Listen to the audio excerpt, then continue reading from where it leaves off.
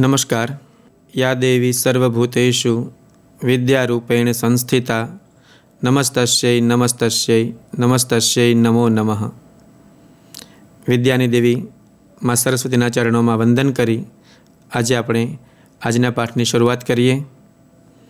વિદ્યાર્થી મિત્રો, આજે આપણે ધોરણ 12 વાણિજ્ય પ્રવાહ નામાના મૂળ તત્વો ભાગ 2ના પ્રકરણ નંબર 3 કંપનીના વાર્ષિક હિસાબો વિશે અભ્યાસ કરીશું। ધોરણ 11ની અંદર આપણે એકાકી પેઢીના વાર્ષિક હિસાબો ભણી ગયા। ધોરણ 12માં ભાગીદારી પેઢીના વાર્ષિક હિસાબો પણ આપણે ભણ્યા અને ધંધા કે સાહસના ત્રીજા સ્વરૂપ એવા કંપનીના વાર્ષિક હિસાબો વિશે આજે આપણે ચર્ચા કરવાના છીએ।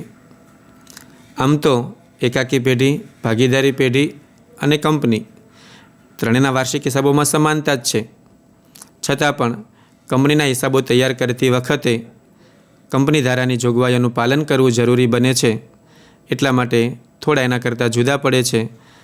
તો ચાલો ભણીએ પ્રકરણ 3 કંપનીના વાર્ષિક હિસાબો।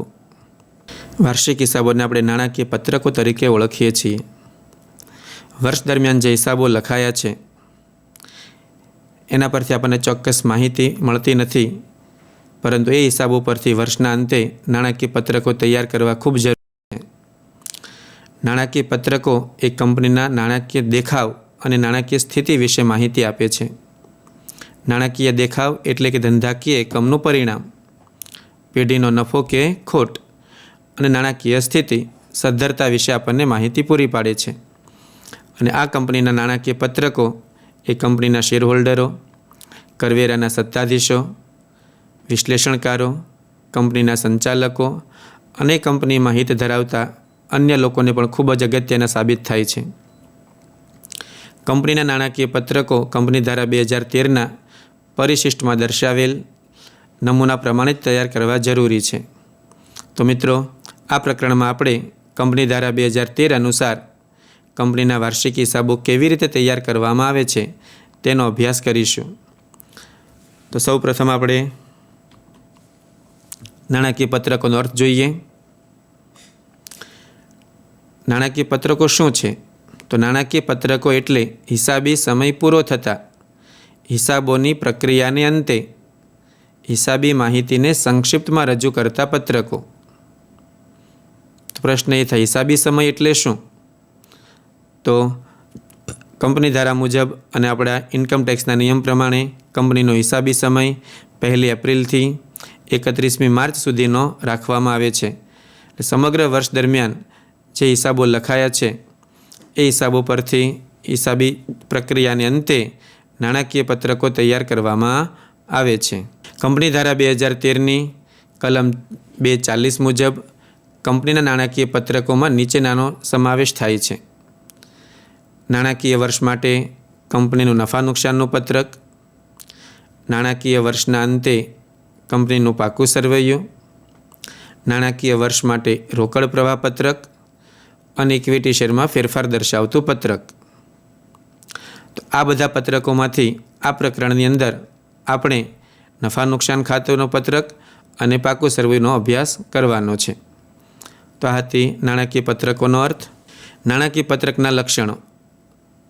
નંબર 1, નાણાકીય પત્રકોને ઐતિહાસિક પત્રકો તરીકે ઓળખવામાં આવે છે, કારણ કે આ નાણાકીય પત્રકો એ કંપનીના ભૂતકાળની માહિતી પરથી તૈયાર કરવામાં આવે છે। સામાન્ય રીતે ગત વર્ષના જે હિસાબો હતા એના પરથી જ આ પત્રકો તૈયાર થાય છે।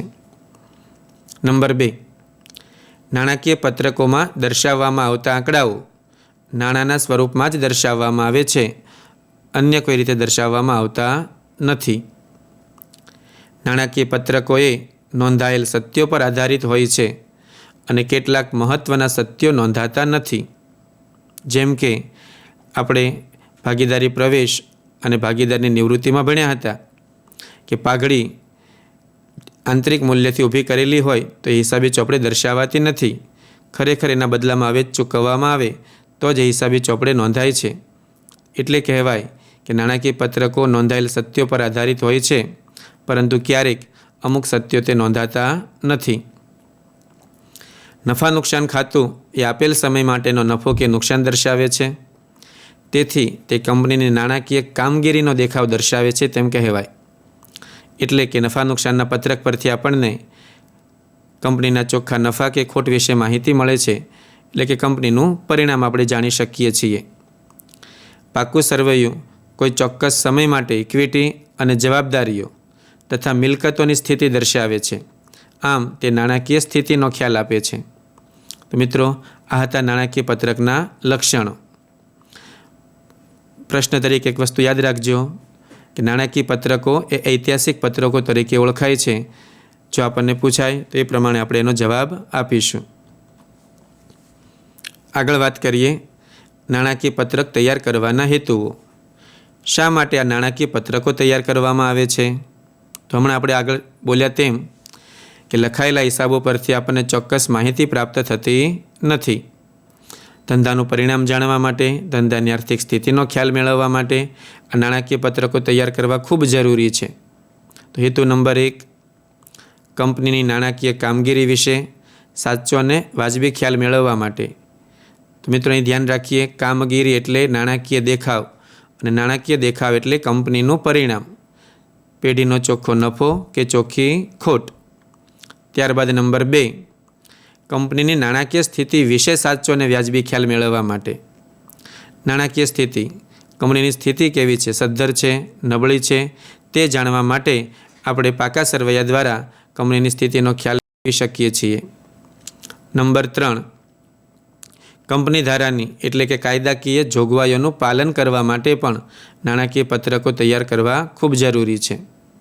અને આ ઉપરાંત કંપની સાથે સંકળાયેલ વિવિધ પક્ષકારો, વિવિધ હિત ધરાવનારાઓને કંપનીની માહિતી વિશે, કંપનીની આર્થિક સ્થિતિ વિશે, એના પરિણામ વિશેની માહિતી પ્રાપ્ત થાય તે માટે પણ નાણાકીય પત્રો તૈયાર કરવામાં આવે છે. તો નાણાકીય પત્રકોની અંદર આ પ્રકરણની અંદર આપણે નફા નુકસાનનું પત્રક અને પાકા સરવૈયા વિશે અભ્યાસ કરવાના છીએ.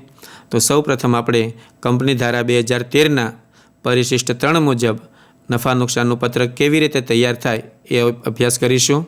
ખાસ બાબત એ ધ્યાનમાં રાખીએ કે અહીં કંપની ધારા 2013 એના પરિશિષ્ટ 3માં નફા નુકસાન પત્રકનો જે નમૂનો આપ્યો છે એ પ્રમાણે જ કંપનીએ પોતાના હિસાબો, પોતાનું નફા નુકસાનનું પત્રક તૈયાર કરવું ખૂબ જરૂરી છે. પણ આ નફા નુકસાનનું પત્રક ધ્યાનમાં લેતા પહેલાં આપણે ધોરણ 11માં અને 12માં જે વેપાર ખાતું અને નફા નુકસાન ખાતું બનાવતા હતા, થોડી એની સમજ મેળવીએ. કંપની અહીં વેપાર ખાતું અલગથી તૈયાર કરતી નથી. તો અહીં નફા નુકસાન પત્રકનો અર્થ આપણે એવો કરવાનો કે કંપનીનું વેપાર ખાતું વત્તા નફા નુકસાન ખાતું બંનેનું સંયોજન કરતાં નફા નુકસાનનું પત્રક તૈયાર કરવામાં આવે છે. તો સૌ પ્રથમ આપણે વેપાર ખાતું અને નફા નુકસાન ખાતામાં કઈ કઈ વિગતો નોંધતા હતા એ જોઈ લઈએ. ત્યારબાદ કંપની ધારા 2013ના પરિશિષ્ટ 3 મુજબ નફા નુકસાન પત્રકનો નમૂનો કેવી રીતે તૈયાર થાય એની માહિતી મેળવીએ. સૌ પ્રથમ વેપાર ખાતું, એમાં આપણે જમા બાજુ લખતા હતા વેચાણ. બરાબર છે. વેચાણને અહીં આપણે કામગીરીની ઉપજ તરીકે ઓળખીશું. વેચાણ એટલે કામગીરીની ઉપજ. ત્યારબાદ ઘણી વિગતો આવતી હતી પણ અત્યારે આપણે જરૂર નથી માટે તે લખતા નથી. સીધા જતા રહીએ નફા નુકસાનના પત્રકમાં. નફા નુકસાનના પત્રકની અંદર આપણે ઘણી બધી ઉપજો લખતા હતા, એને આપણે અન્ય ઉપજ તરીકે દર્શાવીએ. જેમાં લખતા મળેલ ડિવિડન્ડ, મળેલ વ્યાજ, ઘાલખાદ પરત વગેરે વિગતો આવતી હતી. તો વેપાર ખાતાની જમા બાજુમાં વેચાણ એટલે કે કામગીરીની ઉપજ, નફા નુકસાન ખાતામાં જમા બાજુ અન્ય ઉપજ. નંબર આપી દઈએ. વેચાણને આપણે નંબર 1 આપીશું, અન્ય ઉપજને નંબર 2 આપીશું. આમ કરતાં આપણી વેપાર ખાતું અને નફા નુકસાન ખાતાની જમા બાજુ પૂર્ણ થઈ. વેચાણની ઉપજ, અન્ય ઉપજ એ બધાનો સરવાળો કરતાં આપણને મળશે કુલ ઉપજ. એટલે વેપાર ખાતાની જમા બાજુની બધી જ વિગતો અને નફા નુકસાન ખાતાની બધી જ વિગતોનો સમાવેશ આપણે 2 વિગતમાં કરવાનો છે. એક કામગીરીની ઉપજ અને બીજી અન્ય ઉપજમાં. ત્યારબાદ આવીએ વેપાર ખાતાની ઉધાર બાજુ. ત્યાં આપણે સરુનો સ્ટોક સૌ પ્રથમ લખતા હતા, પણ એને આપણે નીચે દર્શાવીશું. સૌથી પહેલાં લખીએ ખરીદી, માઇનસ ખરીદ પરત હોય તો એમાંથી બાદ થશે. ત્યારબાદ લખીએ સરુનો સ્ટોક, અને ત્યારબાદ લખતા હતા આપણે ખરીદીના ખર્ચા. ફરીવાર ખરીદી, સરુનો સ્ટોક અને ખરીદીના ખર્ચા. મિત્રો, આપને ખ્યાલ હશે કે આખર સ્ટોક આપણે વેપાર ખાતાની જમા બાજુ દર્શાવતા, પરંતુ આખર સ્ટોકને આપણે સામે લઈ જવો છે, અને સામે જશે એટલે એ આખરનો સ્ટોક બાદ થશે. શેમાંથી? શરૂના સ્ટોકમાંથી. શરૂના સ્ટોકમાંથી આખર સ્ટોક બાદ કરશો તો એ જે રકમ મળે એને આપણે અહીં સ્ટોકમાં ફેરફાર તરીકે ઓળખીશું. શું કહીશું તેને? સ્ટોકમાં ફેરફાર. ખરીદી, સ્ટોકમાં ફેરફાર અને ખરીદીના ખર્ચ. તો ખરીદીના ખર્ચને આપણે અહીં પ્રત્યક્ષ ખર્ચા તરીકે ઓળખીશું. વેપાર ખાતાની 3 વિગતો: ખરીદી, સ્ટોકમાં ફેરફાર અને પ્રત્યક્ષ ખર્ચ. બરાબર છે. ત્યાર પછી નફા નુકસાન ખાતામાં આવીએ. તો નફા નુકસાન ખાતાની ઉધાર બાજુ જે વિવિધ ખર્ચાઓ દર્શાવતા હતા એ ખર્ચાઓને આપણે કુલ 4 ભાગમાં વહેંચવાના છે. સૌ પ્રથમ કર્મચારી લાભના ખર્ચા. કર્મચારી લાભના ખર્ચ આ એવા જે આપણી કંપનીના કર્મચારીઓને ચૂકવીએ છીએ, જેમ કે કર્મચારીને ચૂકવવામાં આવતો પગાર, એમને ચૂકવવામાં આવતી બોનસ, ચૂકવવામાં આવતું કમિશન વગેરે. ત્યારબાદ નાણાકીય પડતર, નાણું મેળવવા માટે થતો ખર્ચ નાણાકીય પડતર તરીકે ઓળખાશે, જેની અંદર આપણે નાણું મેળવવા માટે જે વ્યાજ ચૂકવીએ છીએ એ વ્યાજને આપણે નાણાકીય પડતરનો ભાગ ગણીશું. ડિબેન્ચરનું વ્યાજ છે, લીધેલી લોનનું વ્યાજ છે, બેંક ઓવરડ્રાફ્ટનું વ્યાજ છે વગેરે. નંબર 4માં લખીશું મિલકતોનો ઘસારો અને માંડી વાળેલ રકમો.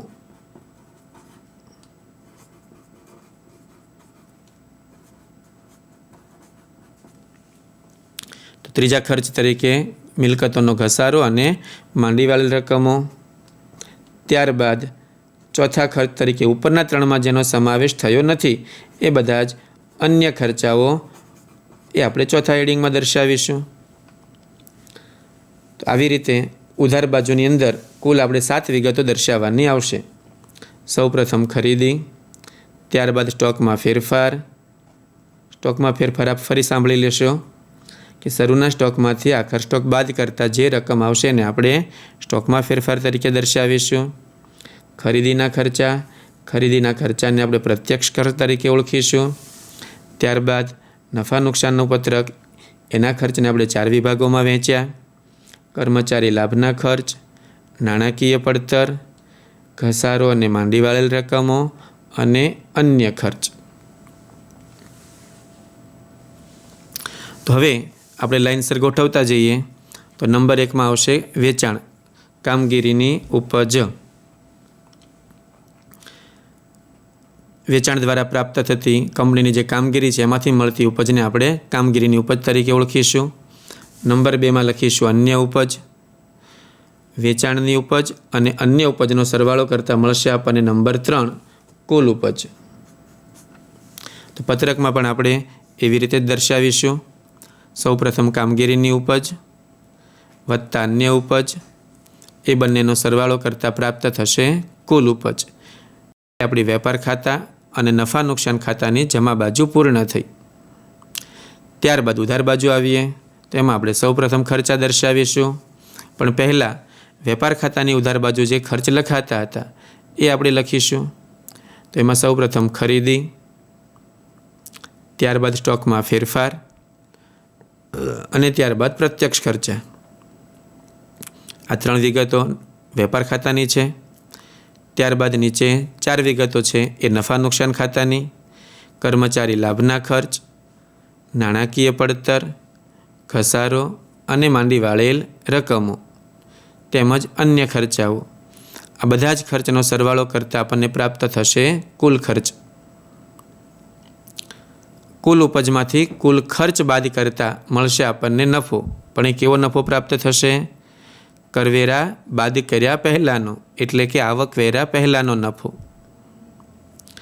અને કંપની ધારા પ્રમાણે જે કંઈ કરવેરાની જોગવાઈ કરવાની હોય એ કરવેરાની જોગવાઈ બાદ કરતાં આપણને પ્રાપ્ત થશે આવકવેરા બાદનો નફો.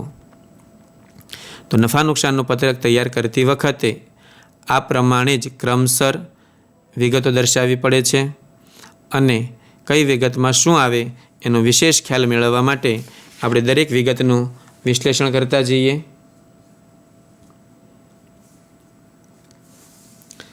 સૌ પ્રથમ કામગીરી ઉપજમાં કોનો સમાવેશ થશે? તો કામગીરી ઉપજમાં વેચાણ બાદ વેચાણ પરત એટલે ચોખ્ખું વેચાણ. અન્ય ઉપજમાં કોનો સમાવેશ થશે? તો કે નફા નુકસાનના પત્રકમાં જમા બાજુ જે વિગતો લખતા હતા તે મળેલ વ્યાજ, મળેલ ડિવિડન્ડ, કાલખાદ પરત, મિલકત વેચાણનો નફો. કામગીરી ઉપજ વત્તા અન્ય ઉપજ એટલે આપણને મળી જશે કુલ ઉપજ. ખર્ચમાં આવીએ તો પહેલી વિગત એમાં આવશે ચોખ્ખી ખરીદી. ચોખ્ખી ખરીદી એટલે ખરીદી બાદ ખરીદ પરત. ત્યારબાદ બીજી વિગત હતી સ્ટોકમાં ફેરફાર. શરૂઆતના સ્ટોકમાંથી આપણે આખરનો સ્ટોક બાદ કરીશું એટલે આપણને સ્ટોકમાં ફેરફાર પ્રાપ્ત થશે. અહીં ઘણી વખત કાચા માલનો સ્ટોક આપેલો હોય, અર્ધ તૈયાર માલનો સ્ટોક આપેલો હોય, તૈયાર માલનો સ્ટોક આપ્યો હોય, તો જે કંઈ પણ સ્ટોક આપે શરૂઆતમાંથી આખરનો સ્ટોક બાદ કરતાં આપણે સ્ટોકમાં ફેરફાર મેળવી શકીશું. ત્યારબાદ પ્રત્યક્ષ ખર્ચાની અંદર મજૂરી, આવક માલગાડા ભાડું, રેલવે નૂર જકાત વગેરે બધા જે ખરીદીના ખર્ચને આપણે પ્રત્યક્ષ ખર્ચ તરીકે ઓળખીશું. એટલે ચોખ્ખી ખરીદી, સ્ટોકમાં ફેરફાર અને પ્રત્યક્ષ ખર્ચ એ વેપાર ખાતાની ઉધાર બાજુના ખર્ચ થયા. નફા નુકસાનની ઉધાર બાજુ જોઈએ તો કર્મચારી લાભના ખર્ચા, જેમાં કર્મચારીઓને ચૂકવવામાં આવતો પગાર, કર્મચારીઓને આપવામાં આવતું બોનસ, એમને આપવામાં આવતું કમિશન, પ્રોવિડન્ટ ફંડમાં ફાળો વગેરે કર્મચારી લાભના ખર્ચ ગણાશે. ત્યારબાદ નાણાકીય પડતર, નાણું મેળવવા માટે જે ખર્ચ કર્યો છે તે. નાણું મેળવવા માટે આપણે વ્યાજ ચૂકવવું પડે છે. જો કંપનીએ ડિબેન્ચર બહાર પાડ્યા હશે તો ડિબેન્ચરનું વ્યાજ, બોન્ડ બહાર પાડ્યા હોય તો બોન્ડનું ચૂકવવાપાત્ર વ્યાજ, બેંકમાંથી ઓવરડ્રાફ્ટ લીધો હોય, બેંકમાંથી લોન લીધી હોય તો એનું વ્યાજ, જાહેર થાપણ દ્વારા કંપનીએ ઉછીના નાણાં મેળવ્યા હોય તો જાહેર થાપણો કે લીધેલી લોન પર વ્યાજ, અને ટૂંકા ગાળા માટે કોઈ લોન લીધી હોય તો ટૂંકા ગાળાની લોનનું વ્યાજ, એ બધા જ વ્યાજનો સમાવેશ આપણે નાણાકીય પડતરમાં કરીશું. ત્યારબાદ આવે છે ઘસારો અને માંડી વાળેલ ખર્ચ. તેમાં કાયમી મિલકત પરનો ઘસારો, જમીન, મકાન, ફર્નિચર, યંત્રો વગેરે આપણી જે કાયમી મિલકતો છે વર્ષના અંતે જે ઘસારો ગણવામાં આવે છે એનો સમાવેશ આ શીર્ષક હેઠળ થશે. ત્યારબાદ આપણી અદૃશ્ય મિલકતો, પાઘડી, પેટન્ટ, ટ્રેડમાર્ક, કોપીરાઇટ વગેરે જેવી અદૃશ્ય મિલકતોનો સમાવેશ એ આ શીર્ષક હેઠળ કરવામાં આવશે. માંડી વાળેલ ડિબેન્ચર વટાવ. કંપનીએ ડિબેન્ચર બહાર પાડ્યા હોય અને બહાર પાડતી વખતે જેણે વટાવ આપેલો હોય તો ચાલુ વર્ષ દરમિયાન કેટલો ડિબેન્ચર વટાવ માંડી વાળવાનો છે એ માંડી વાળવાના ડિબેન્ચર વટાવની માહિતી પણ ઘસારો અને માંડી વાળેલ ખર્ચના શીર્ષક હેઠળ દર્શાવવામાં આવશે. ત્યારબાદ માંડી વાળેલ જાહેરાત ઝુંબેશ ખર્ચ અને માંડી વાળેલ સંશોધન અને વિકાસ ખર્ચ. એટલે આ શીર્ષક હેઠળ બધી જ મિલકતોનો ઘસારો, માંડી વાળેલ અદૃશ્ય મિલકતો અને માંડી વાળેલ અવાસ્તવિક મિલકતોનો સમાવેશ થાય છે. ત્યાર પછી આવશે અન્ય ખર્ચ, જેમાં તાર ટપાલ, સ્ટેશનરી, ભાડું, ઓડિટ ફી, ઓફિસ અને વહીવટી ખર્ચા, વેચાણના ખર્ચા, માંડી વાળેલ કાલખાદ, સ્ટેશનરી ખર્ચ, વીમા પ્રીમિયમ વગેરે વિગતોનો સમાવેશ અન્ય ખર્ચમાં કરવામાં આવશે. એટલે આમ આપણે નફા નુકસાન ખાતાની ઉધાર બાજુને કુલ 4 ભાગમાં વહેંચવાની છે. કર્મચારી લાભના ખર્ચ શું આવશે એ આપ સૌને ખ્યાલ આવી ગયો હશે. ત્યારબાદ નાણાકીય પડતર, એમાં પણ ચૂકવેલ બધા વ્યાજનો સમાવેશ કરવાનો છે. ત્યારબાદ ઘસારો અને માંડી વાળેલ ખર્ચ, એમાં બધી જ મિલકતોનો ઘસારો, માંડી વાળેલ અદ્રશ્ય મિલકતો, અવાસ્તવિક મિલકતોનો સમાવેશ કરવાનો છે. અને છેલ્લે અન્ય ખર્ચ. બરાબર છે. નફા નુકસાનના પત્રક વિશે આપ સૌને માહિતી મળી ગઈ હશે. તો આ ક્રમમાં જ આપણે નફા નુકસાન ખાતું યોગ્ય શીર્ષકો પ્રમાણે જે તે વિગત જે શીર્ષકમાં આવતી હોય તે પ્રમાણે આપણે દર્શાવીશું. જો હવે આપને મોઢે બોલવાનું કહે કંઠસ્થ કરીને તો આપ તૈયાર કરી શકશો ને? ફરી એકવાર જોઈ લઈએ. સૌપ્રથમ કામગીરીમાંથી ઉપજ દર્શાવીશું, એટલે કે વેચાણની રકમ દર્શાવીશું. ત્યારબાદ અન્ય ઉપજો આવશે. એ બંનેનો સરવાળો કરતાં આપણને કુલ ઉપજ મળશે. ત્યારબાદ 4 નંબરમાં ખર્ચાઓ, જેમાં ખરીદી, સ્ટોકમાં ફેરફાર, પ્રત્યક્ષ ખર્ચ, આ ત્રણેય વિગતો વેપાર ખાતાના પત્રકમાંથી લીધી. ત્યારબાદ નફા નુકસાનના પત્રકમાંથી કર્મચારી લાભના ખર્ચ, નાણાકીય પડતર, ઘસારો અને માંડી વાળેલ રકમો અને અન્ય ખર્ચ, આ બધાનો સરવાળો કરતાં આપણને મળશે કુલ ખર્ચ. બોલો હવે, તો કે કુલ ઉપજમાંથી કુલ ખર્ચ બાદ થશે એટલે મળશે આપણને આવકવેરા પહેલાંનો નફો. અને એમાંથી આવકવેરાની જોગવાઈ બાદ કરતાં આપણને પ્રાપ્ત થશે આવકવેરા બાદનો ચોખ્ખો નફો. અને આ નફો આપણે હવે મૂડી ઉમેરીશું. જો આપ સૌને નફા નુકસાન પત્રકનો ખ્યાલ મળી ગયો હોય તો આપણે એની સાચી સમજ મેળવવા માટે એના ઉદાહરણ જોઈએ. તો સૌપ્રથમ આપણે રકમનું વાંચન કરીએ. ત્યારબાદ આ બધી વિગતો પરથી નફા નુકસાનનું પત્રક કેવી રીતે તૈયાર થાય એની આપણે સમજૂતી મેળવીશું. નીચે આપેલી બાકીઓ પરથી તારીખ 31/3/2017ના રોજ પૂરા થતા વર્ષ માટે શ્રી સહજાનંદ લિમિટેડનું કંપની ધારા 2013ના પરિશિષ્ટ 3 મુજબ નફા નુકસાનનું પત્રક તૈયાર કરો. કંપની ધારા 2013ના પરિશિષ્ટ 3 મુજબ નફા નુકસાનનું પત્રક તૈયાર કરો. જેમાં આપણને જુદી જુદી વિગતો આપી છે, વાંચતા જઈએ. ઓફિસ અને વેચાણ ખર્ચ 40,000, વેચાણ 16 લાખ, પગાર 5 લાખ, મજૂરી 40,000, ખરીદી 7,10,000, શરૂઆતનો સ્ટોક 60,000, ડિબેન્ચર વ્યાજ 20,000, રોકાણોના વેચાણનો નફો 26,000, આખરનો સ્ટોક 70,000 અને કરવેરાની જોગવાઈ 1,63,000. આ બધી જ નફા નુકસાન પત્રકની વિગતો છે એને આપણે યોગ્ય શીર્ષક પ્રમાણે ક્રમશઃ ગોઠવવાની છે. તો આપ સૌને નફા નુકસાન પત્રકનો નમૂનો તો યાદ જ છે અને એ પ્રમાણે આપણે એને મૂકતા જઈએ.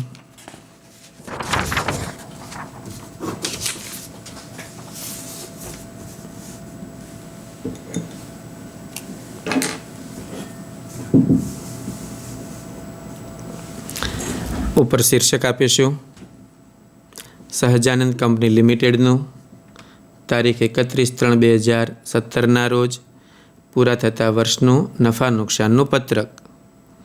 મિત્રો, આપ સૌને સરળતા રહે એટલા માટે સૌપ્રથમ સમગ્ર પત્રક આપે લખી દેવું અને ત્યારબાદ રકમ જોઈને જે વિગત જ્યાં જ્યાં આવતી હોય ત્યાં તે આપણે દર્શાવતું જવાનું.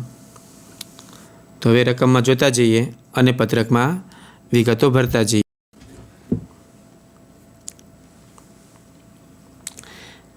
તો સૌપ્રથમ આપેલો છે ઓફિસ અને વેચાણ ખર્ચ. તો પહેલાં આપણે જોઈ લઈએ કે કઈ વિગત ક્યાં આવશે, ત્યારબાદ એને પત્રકમાં મૂકીશું.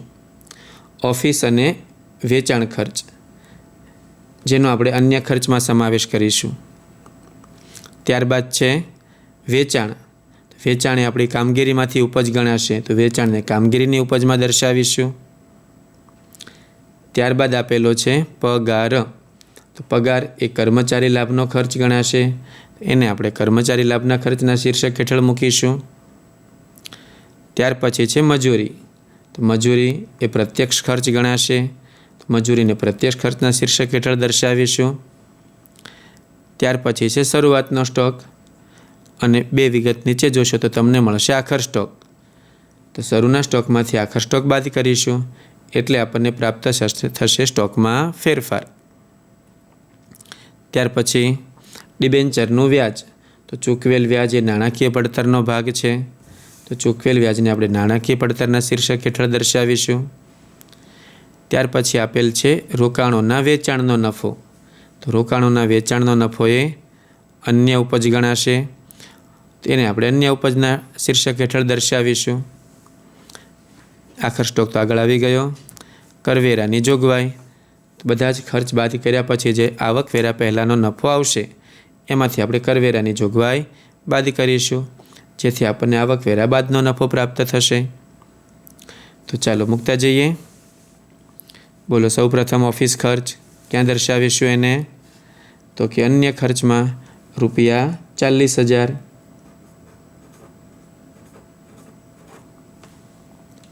બરાબર છે. ત્યારબાદ વેચાણ. વેચાણ એ કામગીરીની ઉપજ ગણાશે. તો એને આપણે કામગીરીની ઉપજમાં લખીશું ₹16,00,000. ત્યારબાદ આપેલું છે પગાર. પગાર ₹5,00,000. પગાર એ કર્મચારી લાભનો ખર્ચ ગણાશે. તો પગારને આપણે કર્મચારી લાભના ખર્ચમાં દર્શાવીશું. ત્યારબાદ છે મજૂરી. તો મજૂરી એ પ્રત્યક્ષ ખર્ચ ગણાશે. તો મજૂરીને આપણે પ્રત્યક્ષ ખર્ચના શીર્ષક હેઠળ દર્શાવીશું. રકમ છે એની ₹40,000. ત્યારબાદ આવે છે ખરીદી. ખરીદી આપણને આપેલી જ છે ₹7,10,000. ત્યારબાદ છે શરૂઆતનો સ્ટોક. શરૂઆતનો સ્ટોક 60,000 છે અને નીચે જોશો તો આખર સ્ટોક આપ્યો છે 70,000. તો 60,000માંથી આપણે 70,000 બાદ કરીને દર્શાવવાના છે. શરૂના સ્ટોકમાંથી આખર સ્ટોક બાદ કરતાં આપણને સ્ટોકમાં ફેરફાર મળશે, જે માઇનસ રકમ આવશે. માઇનસથી દર્શાવો તો પણ વાંધો નથી, કૌંસમાં દર્શાવો તો પણ વાંધો નથી. ત્યાર પછી આવે છે ડિબેન્ચર વ્યાજ. તો ડિબેન્ચર વ્યાજ એ નાણાકીય પડતરનો ભાગ ગણાશે. ડિબેન્ચર વ્યાજ નાણાકીય પડતરનો ભાગ છે ₹20,000. ત્યારબાદ આપે છે રોકાણોના વેચાણનો નફો ₹26,000. રોકાણોના વેચાણનો નફો એ અન્ય ઉપજમાં ગણાશે. નફા નુકસાનના પત્રકમાં અન્ય ઉપજના શીર્ષક હેઠળ રોકાણોના વેચાણનો નફો.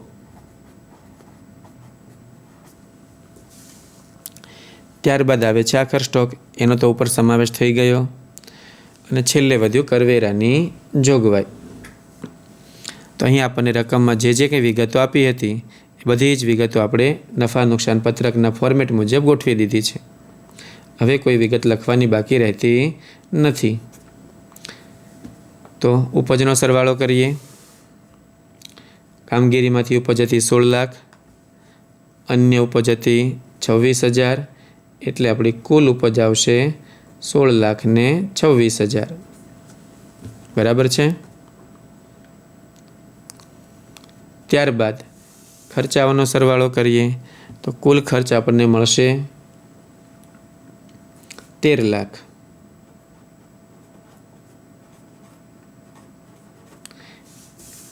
જે 3 નંબર હતો કુલ ઉપજ, એમાંથી આ 4 નંબર કુલ ખર્ચને આપણે બાદ કરી દીધો, એટલે આપણને પ્રાપ્ત થશે આવકવેરા પહેલાંનો નફો. આવકવેરા પહેલાંનો નફો આવશે 16,26,000માંથી 13,00,000 બાદ કરતાં આપણને આવકવેરા પહેલાંનો નફો મળશે 3,26,000. એ નફામાંથી આપણને કરવેરાની જોગવાઈ રકમ આપેલી જ છે. છેલ્લે લીટીમાં જુઓ તો આપણને ખ્યાલ આવશે કે કરવેરાની જોગવાઈ છે 1,63,000. કરવેરાની જોગવાઈ 1,63,000. એ બાદ કરતાં આવકવેરા બાદ કર્યા પછીનો નફો આપણને પ્રાપ્ત થયો 1,63,000. આ નફો હવે આપણે પાકા સરવૈયામાં દર્શાવીશું. બોલો, આપ સૌને આ દાખલાની ખબર પડી ગઈ હશે કે નફા નુકસાનનું પત્રક કેવી રીતે તૈયાર થાય. વધુ સાચી માહિતી મળી શકે, આપ ખૂબ સારી રીતે સમજી શકો એટલા માટે આપણે બીજો એક એક્ઝામ્પલ લઈએ.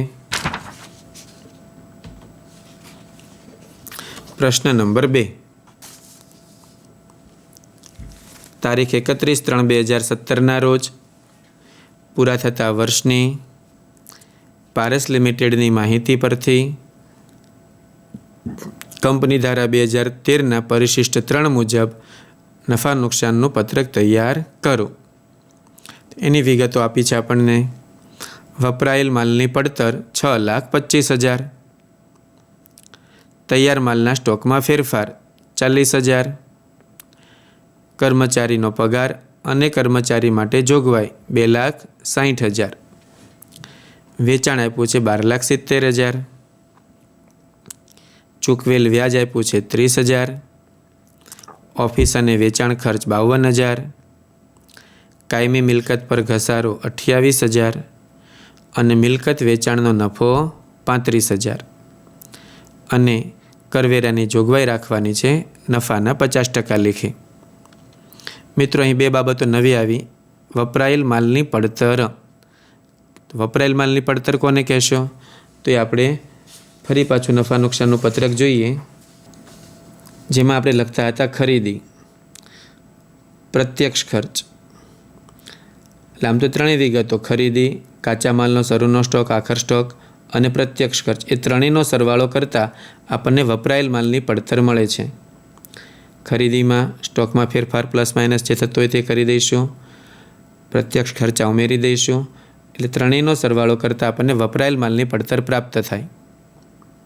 પણ એક બાબતનું ખાસ ધ્યાન એ રાખશો કે અહીં જ્યારે સ્ટોક લઈએ ત્યારે આપણે કાચા માલનો સ્ટોક લેવાનો છે.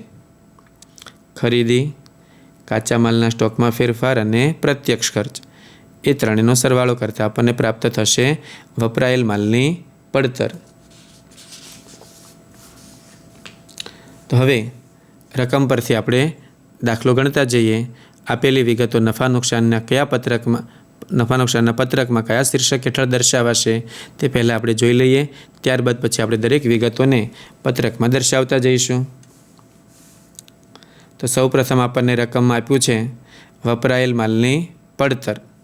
વપરાયેલ માલની પડતર આપીએ છે ત્યારે ખરીદી નહીં આપે, પ્રત્યક્ષ ખર્ચ અલગથી નહીં આપેલા હોય, એટલા માટે આપણે એની જગ્યાએ વપરાયેલ માલની પડતર. ખાસ યાદ રાખજો કે વપરાયેલ માલની પડતર હોય ત્યારે ખરીદી અને પ્રત્યક્ષ ખર્ચ અલગથી દર્શાવવામાં આવતા નથી.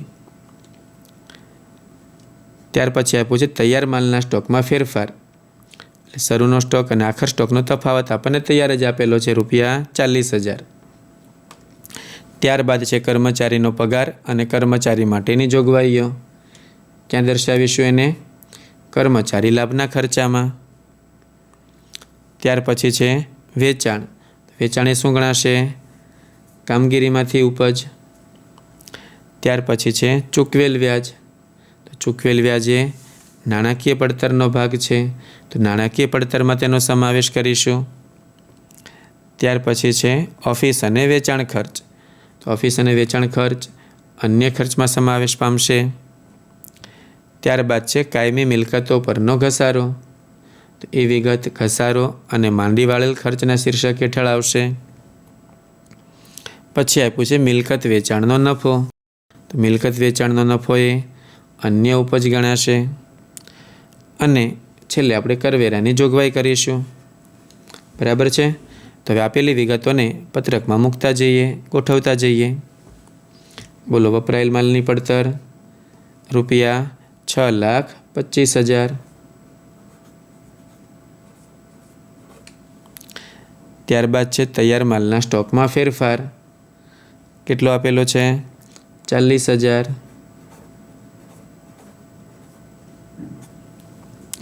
ત્યારબાદ કર્મચારીનો પગાર, કર્મચારી માટેની જોગવાઈ, તો એ કર્મચારી લાભના ખર્ચ આપેલા છે 2,60,000. ત્યારબાદ આપેલું છે વેચાણ, તો વેચાણ એ કામગીરીની ઉપજ ગણાશે, તો કામગીરીના ઉપજમાં દર્શાવીએ તેને. વેચાણ આપ્યું છે 12,70,000.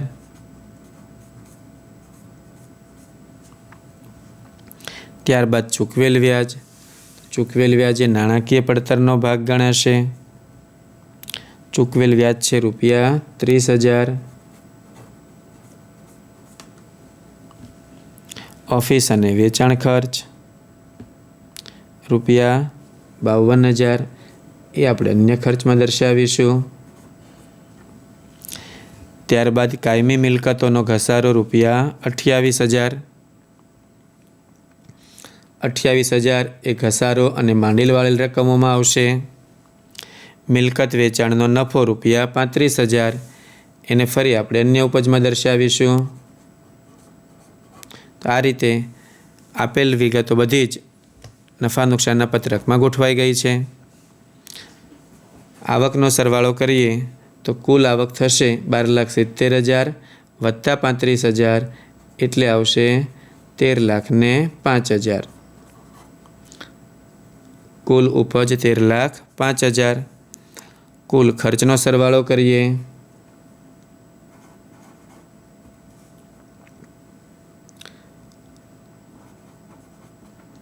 ખર્ચ થશે 10,35,000. ઉપજ કુલ કેટલી હતી? 13,05,000. કુલ ખર્ચ આવ્યો 10,35,000. કુલ ઉપજમાંથી કુલ ખર્ચ બાદ કરતાં આપણને નફો પ્રાપ્ત થશે 2,70,000. બોલો આ કયો નફો આવ્યો? આવકવેરા પહેલાંનો નફો. અને આપણને રકમમાં આપેલું જ છે કે કરવેરાની જોગવાઈ કેટલી રાખવાની છે? નફાના 50% લેખે. તો 2,70,000ના 50% કરીએ 1,35,000. એટલે આવકવેરા બાદનો આપણો નફો આવશે 1,35,000.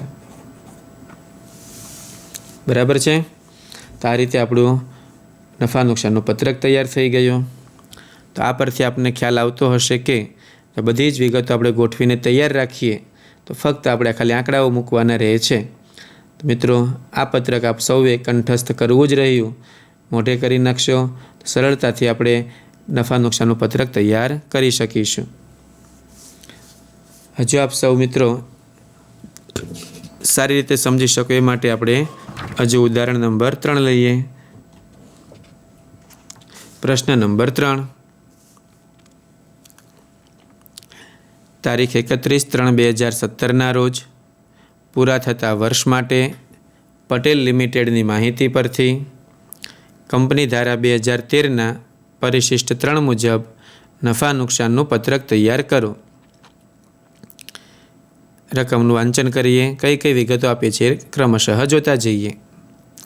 સૌ પ્રથમ ભંગારનું વેચાણ, ત્યારબાદ વપરાયેલ માલની પડતર, પગાર, ચૂકવેલ વ્યાજ, વેચાણ 3,81,000 રૂપિયા, તૈયાર માલના સ્ટોકમાં ફેરફાર 12,000 રૂપિયા, ઓફિસ અને વહીવટી ખર્ચ 15,600 રૂપિયા અને ઘસારો 84,000 રૂપિયા. વર્ષના અંતે કરવેરાની જોગવાઈ નફાના 30% લેખે કરવાની છે. તો આ રકમને આપણે નફા નુકસાનના પત્રકમાં મૂકતા જઈએ.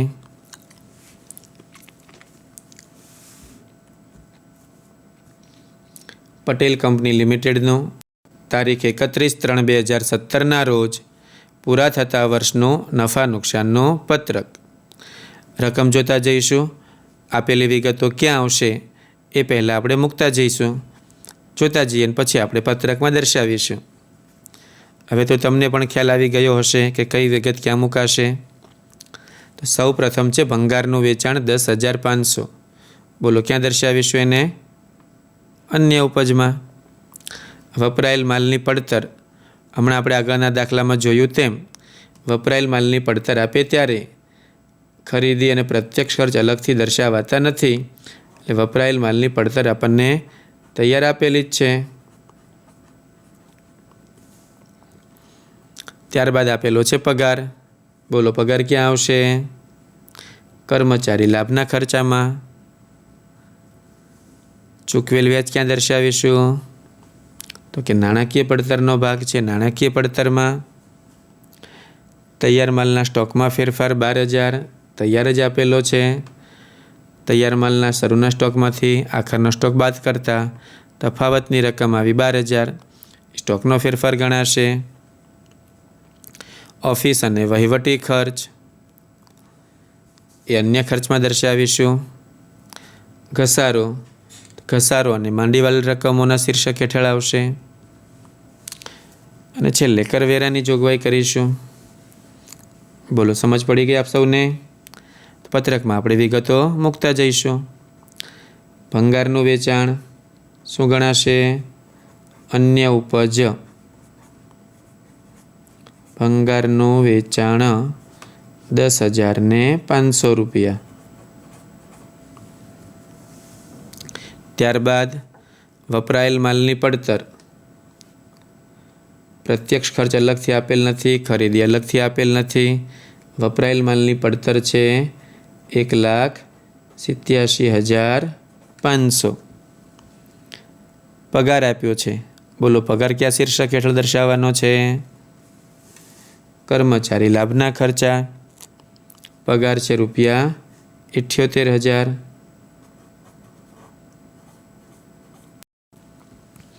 ત્યારબાદ ચૂકવેલ વ્યાજ 9,000. ચૂકવેલ વ્યાજ ક્યાં આવશે? તો એ નાણાકીય પડતરનો ભાગ ગણાશે, નાણાકીય પડતરમાં. ત્યાર પછી આવે છે વેચાણ 3,81,000. વેચાણ ક્યાં દર્શાવીશું? તો એ કામગીરીની ઉપજ ગણાશે. સૌ પ્રથમ શરૂઆતમાં નંબર 1 કામગીરીની ઉપજ 3,81,000. ત્યાર પછી છે તૈયાર માલના સ્ટોકમાં ફેરફાર. તૈયાર માલના સ્ટોકમાં ફેરફાર એ ક્યાં દર્શાવીશું? તૈયાર જ આપેલો છે. સ્ટોકમાં ફેરફાર ₹12,000. ત્યાર પછી છે ઓફિસ અને વહીવટી ખર્ચ 15,600 રૂપિયા, જેનો સમાવેશ અન્ય ખર્ચમાં કરીશું. ત્યાર પછી આપ્યો છે ઘસારો. ઘસારો છે ₹84,000. બોલો આવી ગઈ બધી જ વિગતો. આવકનો સરવાળો કરીશું. 3,81,000 વત્તા 10,500. કુલ આવક થશે 3,91,500. ખર્ચનો સરવાળો કરતા જઈએ. 1,87,500 વત્તા 12,000 વત્તા 78,000 વત્તા 9,000 વત્તા 84,000 અને 15,600. કુલ ખર્ચ આવશે 3,86,100. કુલ આવક કેટલી? 3,91,500. કુલ ખર્ચ 3,86,500. બાદબાકી કરતાં તફાવત આવશે 5,400 રૂપિયા. રકમમાં આપણને આપેલું હતું કે આવકવેરાની જોગવાઈ 30% લેખે કરવાની છે. તો 54,500ના 30% લેખે ગણતા આવકવેરો આવશે 1,620 રૂપિયા. આમ કરવેરા બાદનો નફો 3,780 રૂપિયા ગણાશે. બરાબર છે? તો વિદ્યાર્થી મિત્રો, આ 3 ઉદાહરણ જોયા પછી આપ સૌને ખ્યાલ આવી ગયો હશે કે કંપની ધારા 2013ના પરિશિષ્ટ 3 પ્રમાણે આપણે નફા નુકસાનનું પત્રક કેવી રીતે તૈયાર કરીશું. આપ સૌ ખૂબ સારી રીતે સમજ્યા હશો. તો આપ સૌને ફરી વિનંતી કરું છું કે નફા નુકસાનનું પત્રક પરિશિષ્ટ 3માં આપ્યું છે એ નમૂના પ્રમાણે ફરી કંઠસ્થ કરી લેશો કે જેથી કરી બોર્ડની પરીક્ષામાં આપણે જે 11 ગુણનો દાખલો ગણવાનો છે એ ગુણ આપણે ગુમાવવાનો વારો ન આવે અને ખૂબ સરળતાથી આપણે 11 ગુણ મેળવી શકીએ. અત્યારે આપણે નફા નુકસાનનું પત્રક ભણ્યા. ફરી આવતા અંકે આપણે પાકા સરવૈયાના નમૂના વિશે અને પાકું સરવૈયું કેવી રીતે તૈયાર થાય તેનો અભ્યાસ આપણે કરીશું. ધન્યવાદ. ખૂબ ખૂબ આભાર.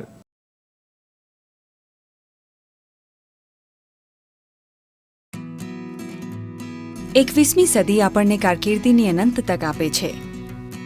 જે વિદ્યાર્થીઓ 10મા ધોરણ પછી શું કરવું, કઈ કારકિર્દી પસંદ કરવી એવી મૂંઝવણમાં હોય, તેઓ પોતાના રુચિની ક્ષમતાના આધારે ઘણા બધા ક્ષેત્રમાં કારકિર્દી બનાવી શકે છે. આવું એક ક્ષેત્ર છે લલિત કલા. ચાલો જાણીએ આ ક્ષેત્ર વિશે અને આ ક્ષેત્રમાં કારકિર્દીની વિવિધ તક વિશે. માનવ અસ્તિત્વની શરૂઆતથી લલિત કલા આપણા જીવનનો એક અભિન્ન ભાગ છે. લલિત કલા વ્યાપક રીતે 3 પ્રકારોમાં વર્ગીકૃત કરી શકાય છે: વિઝ્યુઅલ આર્ટ્સ, પરફોર્મિંગ આર્ટ્સ અને અપ્લાઇડ આર્ટ્સ. વિઝ્યુઅલ આર્ટ્સમાં ડ્રોઈંગ, પેઇન્ટિંગ, સ્કલ્પ્ટિંગ એટલે કે મૂર્તિકલા, ડિઝાઇનિંગ વગેરેનો સમાવેશ થાય છે. જ્યારે પરફોર્મિંગ આર્ટ્સમાં ડાન્સ, નાટક અને સંગીતનો સમાવેશ થાય છે.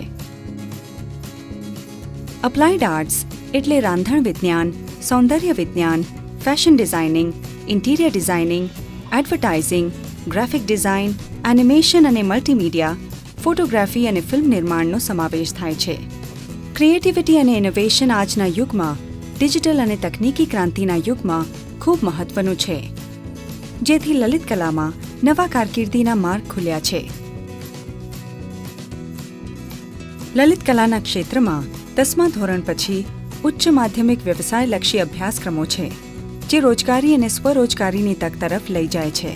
તેવી જ રીતે 10મા પછી આઈટીઆઈ અને ઘણા અભ્યાસક્રમો છે, જેવા કે ડેસ્કટોપ પ્રકાશન, architectural assistant, food technology, baking, sewing technology, photography વગેરે જેવા ડિપ્લોમા. ત્યાર પછી કંઈ પણ કામ કરીને અનુભવ પ્રાપ્ત કરી શકાય છે અને દૂરસ્થ શિક્ષણ દ્વારા ઉચ્ચ શિક્ષણનો અભ્યાસ કરી શકાય છે. સ્કૂલમાં આર્ટ્સમાં એલિમેન્ટરી અને ઇન્ટરમીડિયેટ પરીક્ષાઓ આપવી વિદ્યાર્થીને લલિત કલામાં કારકિર્દીની તૈયારી કરવા માટે મદદરૂપ થશે. 10મા પછી એક સરકારી વાણિજ્ય ડિપ્લોમા ઇન આર્ટ્સ અથવા જીડી આર્ટ્સ પણ પસંદ કરી શકે છે, જે 5 વર્ષનો કોર્સ છે અથવા 2 વર્ષનો આર્ટ શિક્ષક ડિપ્લોમા છે અને આ રીતે શિક્ષણમાં કારકિર્દી શરૂ કરી શકે છે. કોઈ પણ પ્રવાહમાં 12મું પૂર્ણ કર્યા પછી આર્ટ, મ્યુઝિક, ડાન્સ અથવા ડ્રામામાં ઊંડી રુચિ ધરાવતા વિદ્યાર્થીઓ સ્કલ્પચર, શિલ્પ, applied arts, visual arts, music, designing, performing arts, fashion design, પેઇન્ટિંગમાં વિશેષતા સાથે બેચલર ઇન ફાઇન આર્ટ્સ માટે નોંધણી કરાવી શકે છે. આ 4 વર્ષનો કોર્સ છે. જે વિદ્યાર્થીઓને કળા માટે જુસ્સો છે, તેઓ 12મા ધોરણ પછી દરેક માટે પ્રવેશ પરીક્ષા પાસ કરીને national institute of design, national institute of fashion technology અને આઈઆઈટીમાં અંડર ગ્રેજ્યુએટ કોર્સમાં જોડાવાનો પણ વિચાર કરી શકે છે. આર્કિટેક્ચર લલિત કલાનો બીજો વિકલ્પ છે, જે લલિત કલા અને ટેકનિકલ ક્ષેત્રો બંનેનું સંયોજન છે. ફક્ત એવા વિદ્યાર્થીઓ કે જેમને 12મું ધોરણ વિજ્ઞાન અને ગણિત આવશ્યક વિષય તરીકે પૂર્ણ કર્યું છે, તેઓ નાટા પ્રવેશ પરીક્ષાને પાસ કર્યા પછી આર્કિટેક્ચરમાં જોડાઈ શકે છે. લલિત કલામાં કારકિર્દી બનાવવા માટે ધીરજ અને ખંત રાખવા ખૂબ જ મહત્વપૂર્ણ છે. તમારી કલાને વિકાસવા માટે તમારે સમય આપવો જરૂરી છે. કલા માટે સર્જનાત્મકતા અને જુસ્સો આ ક્ષેત્રની પૂર્વ જરૂરિયાતો છે. આ ક્ષેત્રમાં ઉપલબ્ધ રુચિ, ક્ષમતા અને અસંખ્ય તકના આધારે તમારા સપનાની કારકિર્દી પસંદ કરવાનું શક્ય છે.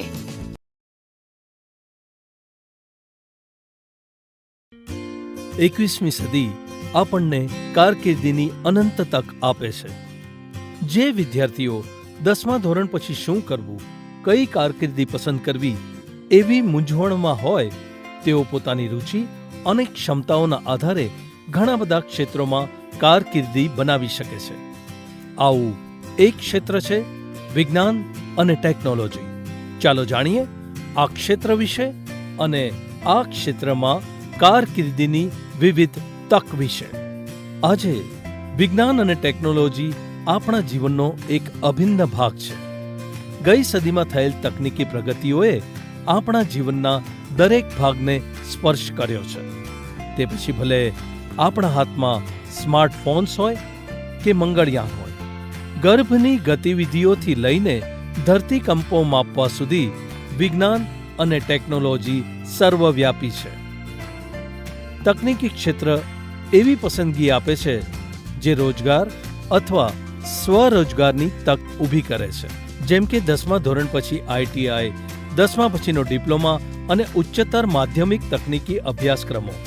આ અભ્યાસક્રમો પૂરા કર્યા પછી વિદ્યાર્થીઓ પાસે કામ કરતી વખતે વ્યવહારુ જ્ઞાન પ્રાપ્ત કરવાનો અને દૂરસ્થ શિક્ષણ દ્વારા ઉચ્ચ શિક્ષણ મેળવવાનો વિકલ્પ હોય છે. આ ઉપરાંત ITI કોર્સ પૂર્ણ કર્યા પછી એક પોસ્ટ SSC ડિપ્લોમાના બીજા વર્ષમાં મેરિટના આધારે એડમિશન લઈ શકે છે. જો વિદ્યાર્થીઓએ 10મા ધોરણ સુધી ગણિત અને વિજ્ઞાનમાં રુચિ રાખીને સખત કામ કરી બતાવ્યું છે અને તે સખત કામ કરવાની ક્ષમતા રાખે છે તો પછી પોસ્ટ SSC ડિપ્લોમા કરી શકાય છે. 3 વર્ષનો ડિપ્લોમા પૂરો કર્યા પછી એન્જિનિયરિંગના બીજા વર્ષમાં મેરિટ આધારિત પ્રવેશ મેળવી શકાય છે.